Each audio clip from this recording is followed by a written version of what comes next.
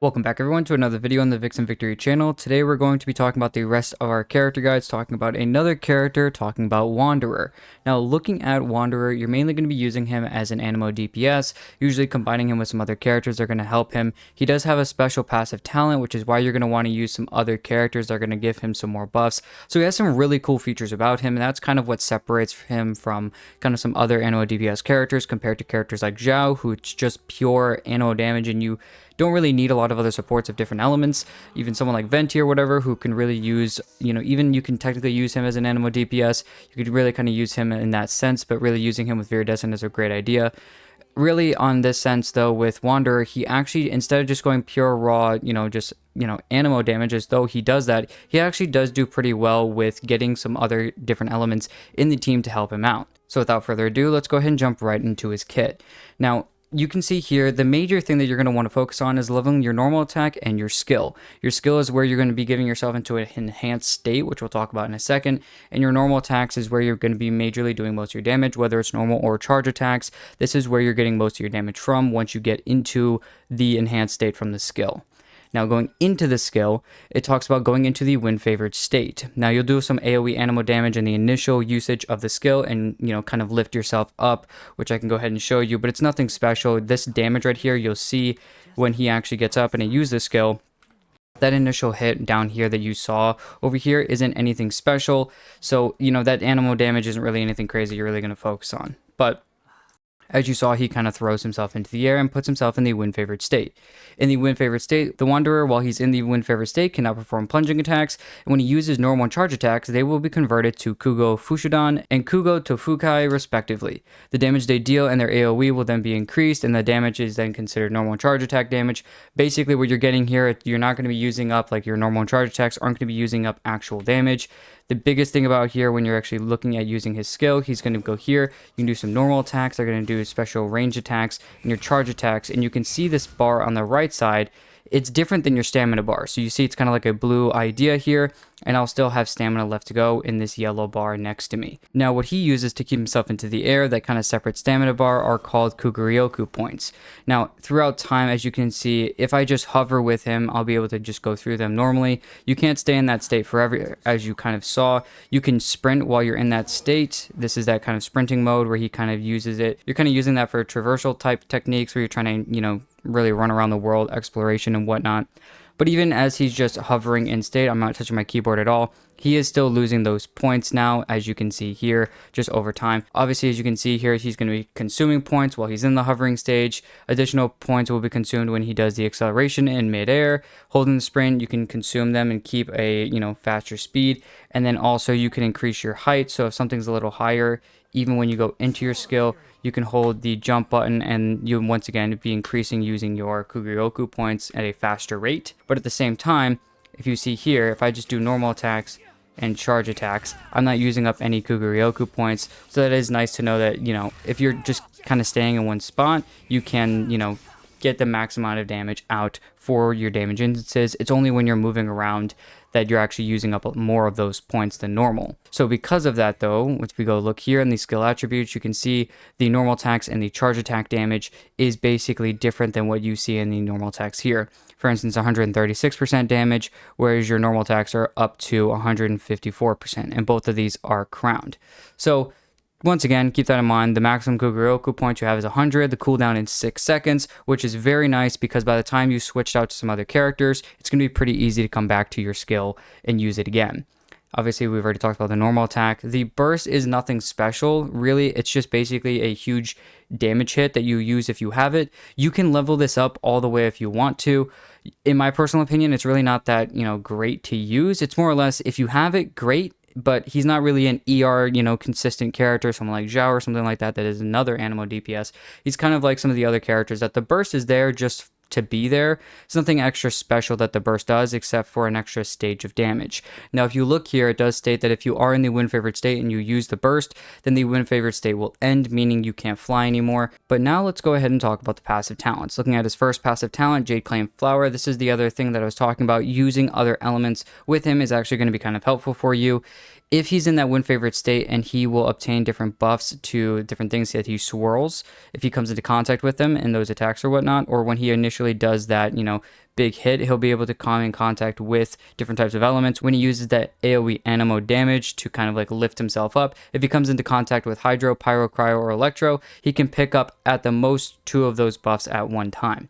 So if he picks up Hydro, he'll have another 20 Kuguryoku points, which will once again keep him up in the air longer, which is nice because that means more damage. He increases attack percent, which means once again more damage.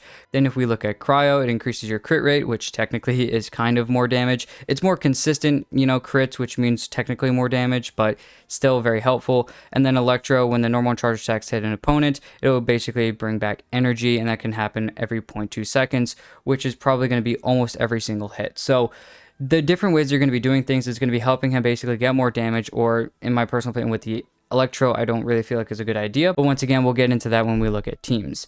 Now, looking at the second passive talent, this is actually pretty nice to know, especially if you're not using resistance type character, whether that's a shield character or a character like Dia who increases your, resistance to interruption.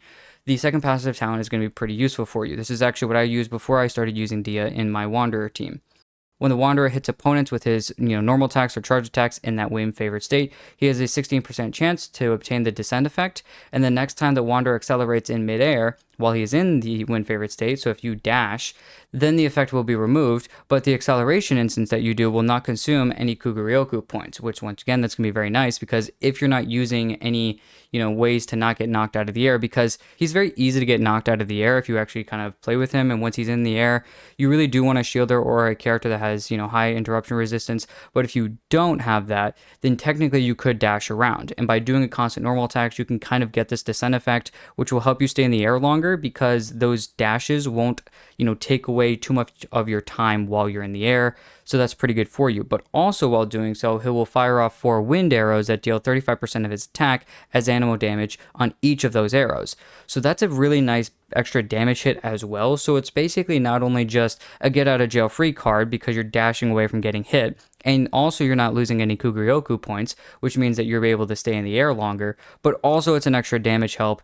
to kind of help with the extra damage that you probably would have done if you didn't have to dash out of the way.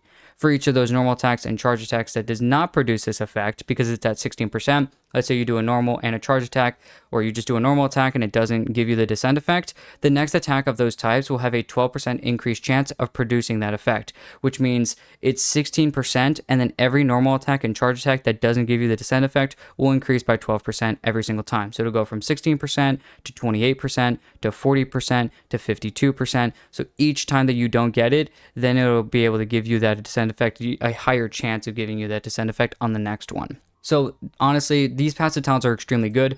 This is, I think, the reason why he works so well. The extra increases for some extra damage, the longer periods of time that he can be in his damage stage. There's some really good things that come around here, and never mind if you don't use him, or even if you just like dashing in general in combat, this can be helpful for you as well.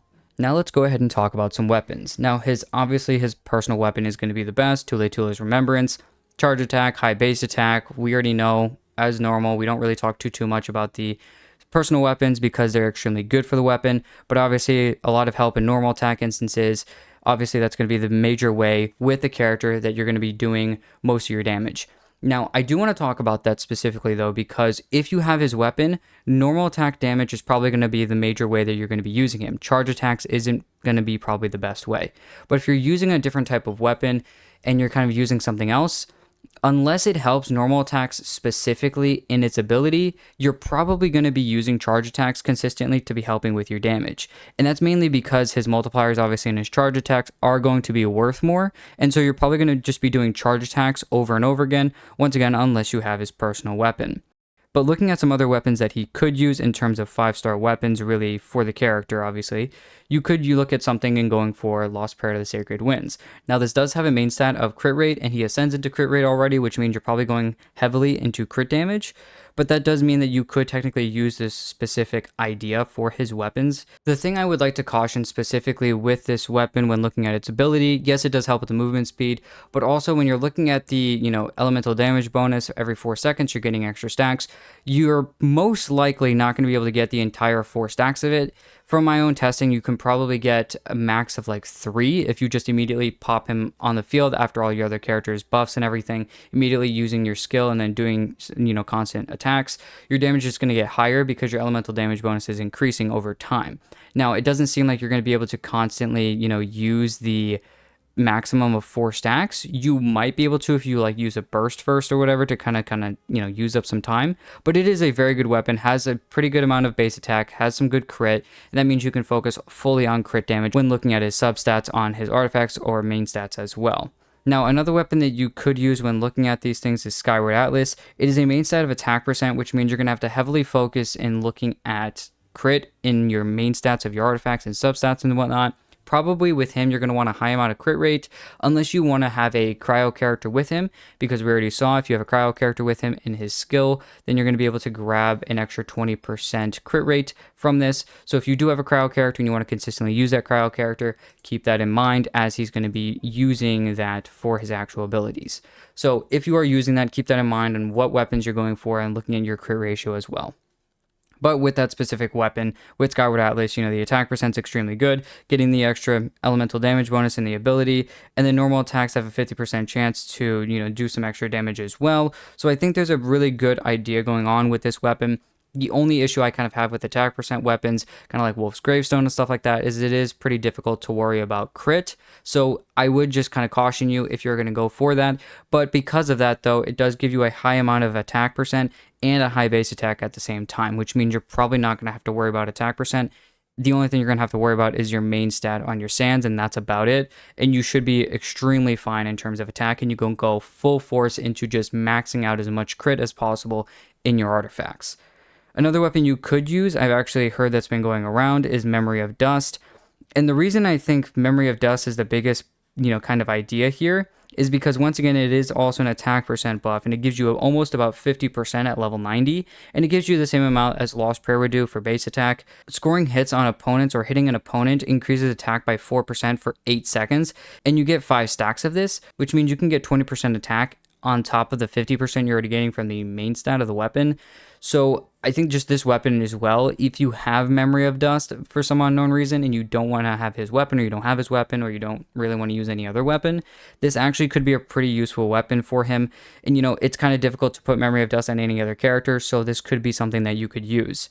I've even heard people talk about using Kagura's Verity on this specific idea, mainly just for the stat stick of crit damage. If you want to stat stick a lot of different weapons on this, you can, but I would just say for a lot of the other things, you're not going to get usually the maximum out of it. And if you have Kagura's Verity, you probably have Yaimiko. If not, you just sad times kind of lost it on the other character banner. If you do have it though, you could use it on him. It is a nice stat stick, and he can use part of the ability as well. Now looking at 4 stars, because like normal, I usually care heavily about crit specific weapons, I'm actually going to even skip for right now over the Battle Pass weapons.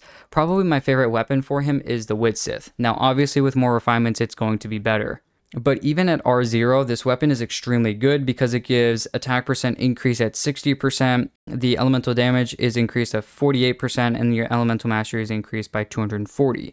Now I know these numbers are a little bit different because I have the weapon at R5, but you can see the main stat at level 90 is 55.1% crit damage. He ascends into crit rate. It's kind of a nice balance between the two, and then that means you can kind of mix and match then your artifacts when looking at his artifacts for crit. But really here, the thing with Wit Sith that you have to be careful about is that here, you're not really going for the elemental mastery. The elemental mastery could be nice, but honestly with him, you're not really looking for the swirl damage or whatever. You're looking mainly for the raw anemo damage that he can do against opponents. So the attack is extremely good and the elemental damage is nice, but you might see a damage fall off if he gets the song chants every 30 seconds for the elemental mastery buff. So that is kind of the, I guess, chance that you run when using Wit Sith, is that sometimes the run may be scrapped if he gets the elemental mastery buff. But if you're running the Abyss or something like that, hopefully you'll just be able to reset it and then just try again, and hopefully you'll get the right buff. You have about a 67% chance to go for one way, so that's better than 50-50. If you look at some other weapons though, you could use something like Solar Pearl. Once again, main stat crit rate, he ascends into crit rate, go full into crit damage on your artifacts. His normal attacks increase his elemental skill and burst damage, which you're not really looking for because his burst damage, once again, and his skill damage aren't big parts of his kit. They're kind of just there. Obviously, the burst is going to do more for this, so that could be helpful. But mainly here, the elemental skill and burst hits are going to help increase normal attack damage. As you use your skill to go into your normal attack damage instances, you do a damage hit when you originally do the AoE damage hit when you use your skill. So technically, your skill will immediately do a hit when you're actually going into doing your normal attacks, which means this weapon can actually be useful for you and immediately give you that extra 20% normal attack damage for 6 seconds. Another weapon you could use if you were back in time and actually have played the game for this long, if you do have the weapon Dodoko Tails, it's another good weapon. If you have it at level 90, that'll be pretty good for you. It's attack percent main stat, but the ability is pretty good. The normal attacks increase the charge attack damage, and then charge attacks will increase the attack. So once again, you can see here that this kind of forces you to do some normal attacks and, doing a normal attack hit and then immediately doing a charge attack, over and over and over again. And even for Widsith and stuff like that, most of these things are going to be probably forcing you to do charge attacks. Solar Pearl will allow you to do more normal attacks, but really if you're looking at some of the other weapons that you could use, you're mainly going to be doing charge attacks with these other specific weapons that I've shown here, just once again because the multipliers are going to help. Unless, once again, you have these, two specific weapons that are going to be helping specifically normal attack damage, which in my personal opinion is going to be a lot easier and more fun to use. I think the normal attacks are a little bit easier and more fun to use rather than the charge attacks. There are some other weapons if you really want to kind of try to force them, or if the only weapons that you have, you could use, a weapon like Ballad of the Boundless Blue could be useful mainly for its ability. Its main stat isn't very useful. The energy recharge is kind of useless when looking at Wander. I've already talked about that. The burst is nice. It's a nice extra damage hit, but it's not extremely good and useful for his kit if you're talking about trying to, mainly go for a lot of damage for him. Something else that could be used and that probably has a little bit more use though is Eye of Perception. It is an attack percent main stat, but the normal and charge attacks have a 50% chance of doing another damage hit, which could be nice. You could go for like an Elemental Mastery build, which once again, in my personal opinion, you're not going for swirl damage. The reaction damage isn't your biggest idea here. You're really focusing mostly on looking just on the pure raw anemo hits that he does. But because if you are using those swirl hits consistently with the other characters happening in the team, you're most likely going to be swirling and doing elemental reactions consistently, which means you're giving yourself an elemental damage bonus, which could be nice. But honestly, like I said before, you're really just grasping for straws. If this is your only catalyst that you can really put on him, then you can, and use it for the time being until you get a better one. But I would really suggest not using some of these other weapons if you can. Probably in order of 5 stars specifically, I'd probably put Tule Tulas at the top. Honestly, Memory of Dust and kind of Skyward Atlas in second place. And then below that would be Lost Prayer. If you're looking at 4 stars, like I said before, Widsith is my favorite weapon, even at R0, all the way up to R5, no matter what. It is the best 4-star weapon for him, and can honestly even, target some of these 5 stars and kind of try to take place of them, obviously besides his personal weapon. If you are talking about some other weapons, though, I probably second place for him would be between Dodoko Tails and Solar Pearl, kind of for second place for 4 stars. If you're looking between these two, I would probably, in my personal opinion, just choose Solar Pearl because of the crit. But if you do have either one of these and you're kind of choosing between them, I would choose Solar Pearl, but either one can work as well. The other ones kind of after that just kind of fall off and are at the bottom of the barrel when looking at his weapons. Now let's go ahead and take a look at artifacts. His best set is going to be kind of his personal set, which is Desert Pavilion Chronicle. The 2-piece increases anemo damage bonus. The 4-piece states that when charge attacks hit opponents, the normal attack speed is going to be increased, as well as normal charge and plunging attack damage will be increased by 40% for 15 seconds. Now this means that you don't have to consistently do charge attacks. Once again, the way of either doing charge attacks or normal attacks, in my personal opinion, is going to focus mainly on what you're doing for your weapons. But if you do have this 4-piece set, you're going to want to start your rotation out by using your skill. Whenever you use your other characters, switch to the other characters, and then obviously afterwards switch to Wanderer at the end, and then pop your skill, and then immediately start with a charge attack, and then just do a bunch of normal attacks if your weapon can help it. If not, start with charge attacks and just go charge attacks until Kingdom Come. And at that point, then your thing will be over, and then you can go through your rotation again. But besides that, if we kind of look a little bit further into this, with this specific set, it's obviously going to be very good for him. It's his personal set. Another set that you could use, let's see if anybody does use it. They do. Shimenawa's is probably the second set that I would use if I didn't have his specific set on him.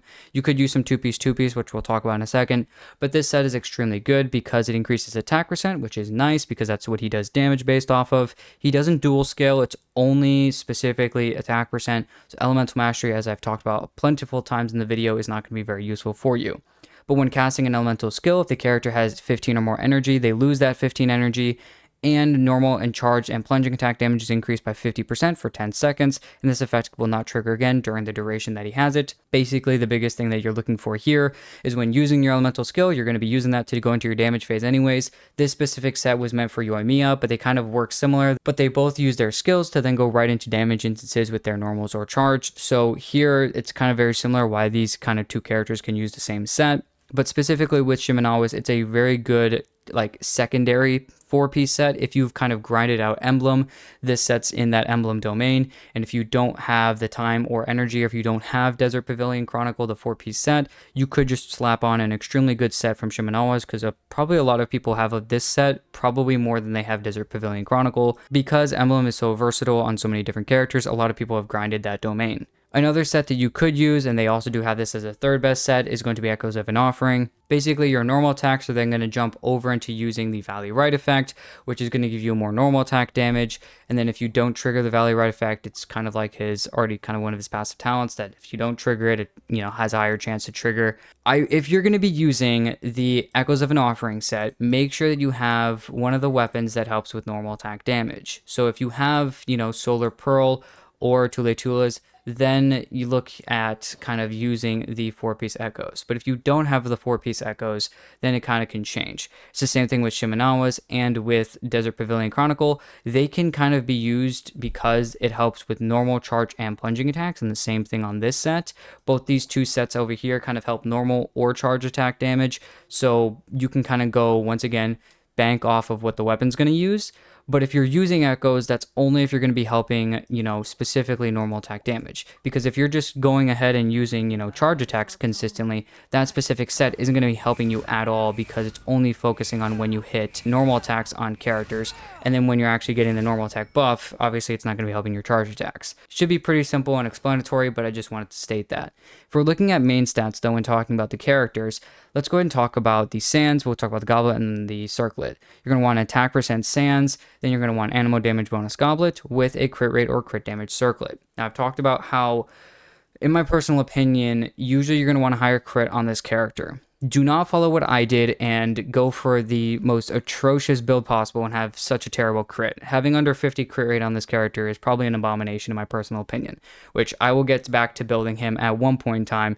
The build just works for now, in my personal opinion, for what I do, so it's okay. But honestly, I really do want to say this. If you want to see the most out of your Wanderer, you're going to have to put some time and effort into him, especially looking at his set. If you're going for Desert Pavilion Chronicle, or you do have, once again, one of the other two 4-piece sets, you're going to want to take some time and energy into going onto it. I do want to talk, though, about you can use a 2-piece of anemo damage bonus and attack % sets, kind of mix and match, using some 2 pieces of some attack % sets like Vermilion or some other attack % sets that you could find, and then finding something that has an anemo damage bonus like Desert Pavilion or Viridescent to kind of mix and match them if you don't have a 4-piece set ready. But that doesn't change going after the attack % Sands, the anemo damage bonus Goblet, and the crit rate or crit damage Circlet. Now let's go ahead and talk about Constellations. His first constellation states that when in the wind favored state, the attack speed of the Wanderer's normal attacks and charge attacks while he's in the wind favored state is then increased by 10%. Additionally, the wind arrows fired by the passive talent, Gale's Reverie, which is those little arrows, will deal an additional 25% of his attack's damage. Now, if you look at this is, I believe, a 35% damage hit initially, so you're adding 25% on top of that, which is now 60% of his attack as anemo damage as well. So it's basically, instead of 35%, it's now 60% of his attack is damage. Basically a nice damage buff for his normal and charge attacks as well as his dashing. C1's pretty good. If you look at his C2, while in the wind favored state, the burst will see its damage increased by 4% per point of difference between the maximum amount of Kuguryoku points contrasted with the present capacity when using the skill. Through this method, you can increase the burst, basically, damage by a maximum of 200%. So if you're at, once again, the maximum of 200, if you're, obviously your skill is basically immediately used, and then you use the burst, if I just use my burst right now, if I had it, then it would basically practically be like only a few points, right? Only like 5 points of my Kuguryoku points would have been used. And that would mean that if we take 5 points, let's say, that I used up, and multiply that by 4%, that's now 20% damage increase to the, anemo damage that I get from the burst. The biggest thing here is that if the biggest way to kind of get this buff though is 50 points, because 50 points times 4% is 200%. That's the maximum you can get, which means the earliest you're going to want to use this specific buff is about a quarter of the way down. So about here would probably be the best way, or the, maximum way to get your buff. But in my personal opinion, it's probably best to just use it right as you're almost at 0, because you want to get as much damage instances out while you're in your win favored state. So you're using your burst because it cancels out your, your skill mode. And you don't want to get rid of your skill mode because that's where most of your damage is coming from, even with this C2. So I'd probably use it right now. Right before I'm out of using up my Kuguryoku points, that's when I use my burst, even though it's not going to help and do, even more, because the difference between 200 and 5 is going to be 195. The maximum you can still get is only 200%, which is 50 points, which means if you're at 150 points, basically just use your burst when you're like, low on this Kuguryoku kind of, stamina bar here. That's when you're going to want to use it, not when you're towards the higher end. In a basic way, that's kind of how I probably should have stated it at first, but that's probably what you're going to want to do. The C3 increases the burst level by 3, and the C5 increases the skill level by 3. The C4 states that when casting the skill, should the passive talent Jade Claim Flower be triggered, the character will gain buffs in correspondence to the contacted elemental types and also obtain a random untriggered buff. A maximum of 3 corresponding elemental buffs can be basically grabbed this way. So all it's basically saying is that as soon as you use the skill, which obviously as we talked about here, dealing AoE anemo damage, if you initially use this anemo damage to pick up other elements, any of these 4 that it can pick up, let's say there's Pyro and Hydro and it picks up those 2. That means normally from this passive talent, you get the extra, Kuguryoku cap of 20, and you'll get the attack increase of 30%. What this also means is that it'll give you now, between the other 2, it'll give you another random one, which means you could see yourself increased of crit rate by 20%, or you'll get your energy back quicker by doing normal and charge attacks. So it'll basically give you some kind of something to actually do. Now, if you look here, the way to kind of look at when you're actually using this is, I probably should have talked about this earlier, you can see which elements you've picked up in your skill mode. You can see here on each of the ends, you can see kind of like Hydro, Pyro, Electro, Cryo. You'll be able to see which ones kind of contact you, and you'll be able to see, they'll kind of light up either red for Pyro, light blue for Cryo. Hydro is going to have like a darker blue, and then Electro is going to have purple.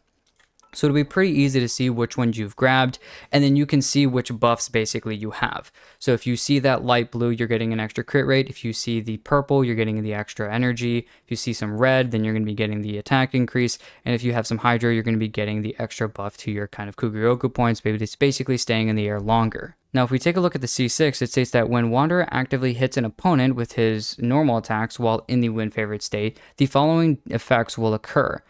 Deals an additional instance of Kugo Fushudan, which once again, those normal attacks, at the position hit, dealing 40% of the attack's original damage. So if you do a 100k damage hit, which you're most likely not going to be doing 100k damage hits, but if you do, then it would be an extra 40% damage hit on top. But the damage is then also considered normal attack damage. So that's nice because it'll scale with that normal attack talent, as well as that extra, kind of normal attack damage can possibly trigger some extra effects from other characters, other buffs as well from your, specifically your passive talents and whatnot, or your weapon. It'll increase that damage as well. His specific personal weapon obviously increases normal attack damage. So if that was burst damage or skill damage, it wouldn't trigger the extra damage buff that you can get from his weapon. So that's, I'm going to guess why this is normal attack damage. And that kind of is why that makes sense. When the Wanderer falls below 40 Kuguryoku points, he restores 4 points to himself. Kuguryoku points can be restored in this manner once every 0.2 seconds, and this restoration can occur up to 5 times within one win-favored state duration, which means he can get a maximum of another 20 Kuguryoku points back to him, which means once again he can just stay in the air longer. So he does more damage, he gets a kind of an extra buff to his initial damage, then he can stay in the air longer, which means more damage. His C4 allows him to get an extra buff, which could be more crit rate, which means more consistent damage.